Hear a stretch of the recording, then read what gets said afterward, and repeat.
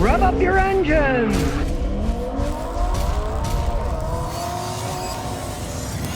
Well, check for recalls if you own a Cadillac. Guy just sent me an email. He was in Florida driving his Cadillac. All of a sudden, the car veered off the road and he was almost killed. Turns out one of the tow arms of the back suspension broke right off. Well, there was a recall, but he never got told about the recall. So, if you got one of those Cadillacs, let me tell you, go to the National Highway Traffic Safety Association.gov website and put in your VIN number. And if there's a recall, get it fixed before wheels start falling off on the back of your Cadillac. And the hilarious thing was, the Cadillac dealer that he contacted, he says, and I quote, "The service manager, Phil, scolded me and told me to call the dealer immediately and have my repair shop stop the work because it's an unauthorized GM service station. Instead of Phil asking me and my son if we were fine or apologizing for our horrific incident, he was more concerned about the fact that the repair shop was not an authorized GM repair shop for Cadillac. They didn't build it right." And it's hilarious because these are suspension parts. It's not rocket science. They're broken. You take them off, you put new ones and bolt them on. It's not hard to do. Any even half-assed mechanic can fix something like that. Look, it's broken. Take that part out, put another one, bolt it on, okay? Just typical, you know? All they care about is their little bureaucratic nonsense, pretending that, oh, only their dealerships can work on the car, yeah. I remember when I was living in Houston, I had a customer with an 11-year-old Cadillac. He took it to the dealer. They wouldn't work on it. They said, "We only work on Cadillacs that are less than 6 years old. We don't want to work on the old ones." Hey, you buy a snobmobile, you'll be treated like a snob too. So, you know, stay away from them. Cadillacs were great cars in my grandfather's day. That was 40, 50, 60 years ago. They aren't anymore, let me tell you. Dream number says, "Scotty, I live in a tropical country all year. I have an X-Trail, 97,000 miles. It says 530 or 1030 in the manual. Can I use higher viscosity like 540, 1040, 1540? You know, you can, but I wouldn't. Because let's say you're using a 10W30. That's a perfectly good oil. If you go to 1540, it's a thicker oil.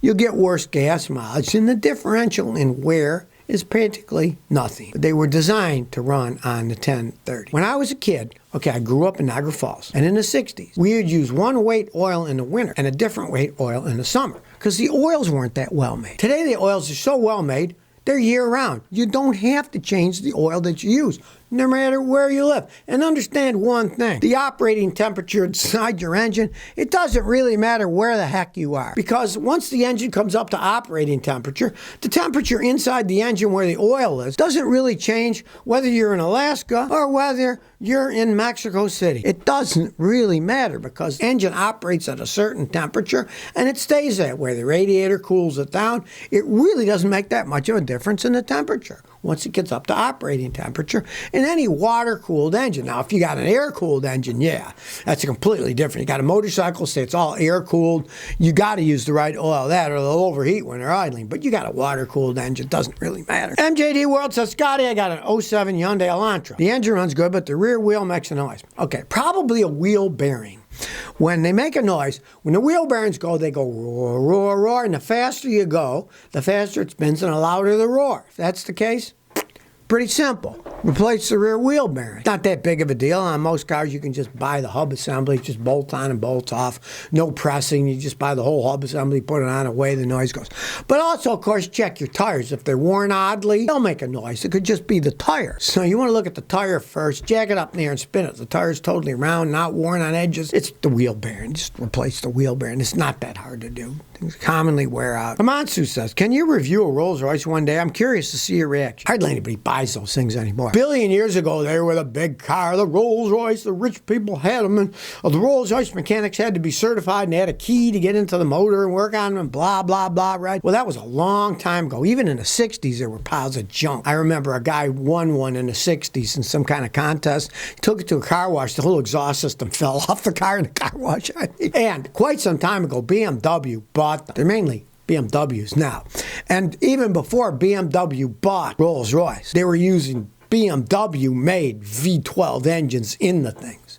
They were made by BMW, the engines. They weren't made by the English. I mean, it's just a status thing. I don't know anybody even owns them anymore. I know guys that own some of the old ones, Silver Spurs and stuff, that were collector's items. But even though nobody wants to collect them anymore, they're not worth anything. I know guys that died and then their car collection sold and their fancy, oh, that's worth $250,000 Rolls Royce baloney. They went for 25 grand, 10 cents on the dollar. Nobody wants those things anymore. All the guys that were into them are long gone, and they're not even really collector's items anymore. Just like car museums. How often do you even see car museums anymore? Hardly anybody goes to them. Young kids don't care. And so whenever they go out of business and they sell their cars, they don't go for much because nobody cares about the old cars anymore. Dino Swan says, Scotty, is a 2.5 liter 09 Mitsubishi Lancer a good economy car? Well, when it was first made, it was, but now it's pretty old. You know, you're talking about, what, a 14-year-old one. If it was taken care of, it could be okay. But before you buy one, have a guy like me check it out and say, yes, it's good, no, it's bad. Some of them, the automatic transmission stunk. I would test it out for a customer before they buy and say, look at the codes, I'll look at the data, I'll drive it, and I'll say, hey, it's good. I'll say, no, it's going out. A guy bring me one a few months ago. I said, don't buy that pile of junk. The transmission's on its way out. It's useless. It could be, if you get it cheap enough, it could be okay. Now, they're not the greatest cars in the world because Mitsubishi, throughout the decades, has made bad piston rings. So a lot of them burn oil. So I have a mechanic check it out. If he says it's an oil burner, don't buy the stupid thing. But if it still runs okay, it's got lower mileage, you get it cheap enough, it could be okay. Julian Kogel says, Scotty, what are some good used SUVs and where can I find one? Well, here's the problem. You're jumping on the SUV bandwagon. Everybody wants an SUV, so the prices are sky high on them. You could get used American SUVs, usually a lot cheaper, but they're generally piles of junk. Honda and Toyota make the best SUVs, but you're going to pay through the nose. Do you have to have an SUV? You can get a sedan much cheaper. I've had customers here buy good used Camrys, good used Honda Accords for a good price, right? Not so the SUVs, they go for too much money. Today, they're so expensive. No matter where you look, they're going to be so expensive. I mean, look at Craigslist, stuff like that. But generally, people want way too much money for SUVs. Everybody seems to want one. You can fit a lot of stuff in a regular sedan if it's big enough that you might rethink. But if you got to get an SUV, you're going to pay higher. That's just what it is if you want a good one. If you're a gambler, gamble on a Ford or a Chevy SUV. They won't last as long, but you can get them dirt cheap as they get older because everybody knows they fall apart when they get old. Derek Meredith says $500 for a 2008 Chevy Equinox SS, but it needs an engine. Is that a good buy? How mechanical are you? How much money you want to spend? Let's say the rest of the vehicle is nice, beautiful, not smashed up or anything, and you don't mind rebuilding engines? Give it a try. Or if you're a riverboat gambler, look around and see what you can get a used engine for in a junkyard. Try that. Of course, it's a gamble. Who knows if it's good or not? Or also price a fully remanufactured engine and see what that costs.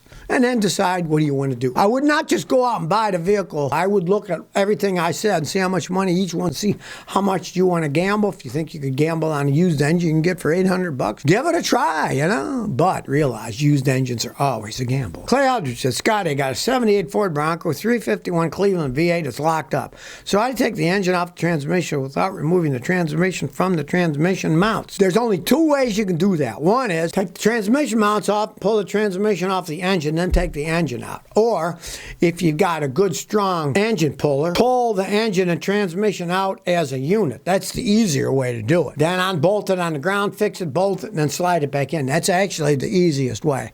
There's less moving and pulling, and it's easier on those old ones to pull the whole thing out, work on it, and put it all back in. It is attempting to take it off. But you can't get it off any way you're looking at it without taking the transmission mounts off, because you got to get the transmission and the engine separated, and to do that, you got to take the mounts and move the transmission. There's absolutely no way of doing it other than doing it that way. But like I say, if you want to rent one of those pullers or buy one from Hardware Freight Tools, you can get an A-frame puller for $150 on sale. Pull it, the whole engine and tranny out as a unit, work on the ground, then put it all back in as a unit. It's a lot easier to do. Augustine Roa says, what do you think of a Moto Guzzi? Okay, Moto Guzzis are Italian motorcycles. Now, most Italian things are kind of crappy, but the Moto Guzzis are okay because they're kind of an antique design. Most of them are these twin cylinders. They're a V-twin, only they're not like a Harley. They're not longitudinal. They go stick out the side, one there and one there.